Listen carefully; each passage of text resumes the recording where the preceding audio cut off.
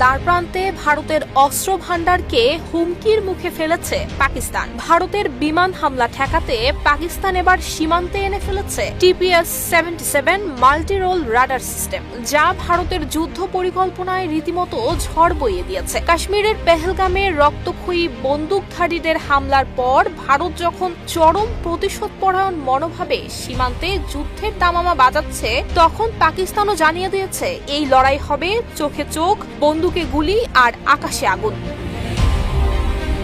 TPS-77 এমন এক radar system যা একাধারে আকাশ, ভূমি এবং বিমান চলাচলের প্রতিটি গতি প্রকৃতি নজরে রাখতে সক্ষম। এখন ভারতের প্রতিটি যুদ্ধ বিমানের জন্য ভয়াবহ দুশ্চিন্তার কারণ। বিমান হামলার ছক শুরু হওয়ার আগেই পাকিস্তান তা ধরে ফেলতে পারবে, এটাই ভারতের ভয়ের কেন্দ্রবিন্দু। এতেই থেমে নেই ইসলামাবাদ।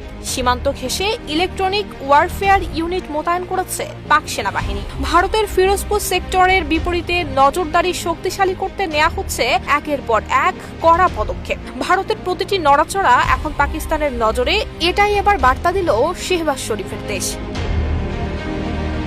এই প্রেক্ষাপটে টানা পঞ্চম দিনের মতো নিয়ন্ত্রণ রেখায় গোলাগুলি চলছে। যুদ্ধবিরতির কোনো বালাই নেই, দুই দেশই এখন মুখোমুখি সংঘর্ষের দ্বারপ্রান্তে। ভারত দাবি করছে পাকিস্তান বিনা উস্কানিতে গুলি চালাচ্ছে, আর পাকিস্তান বলছে যুদ্ধ চাপিয়ে দেওয়ার চেষ্টা করছে দিল্লি। তার উপর রেলমন্ত্রী স্পষ্ট জানিয়ে দিয়েছেন 130টি পারমাণবিক অস্ত্র এখন ভারতের দিকে তাক করে আছে। প্রশ্ন একটাই, এই উত্তপ্ত আকাশের নিচে প্রথম আগুন কার ট্যাঙ্ক থেকে বের হবে?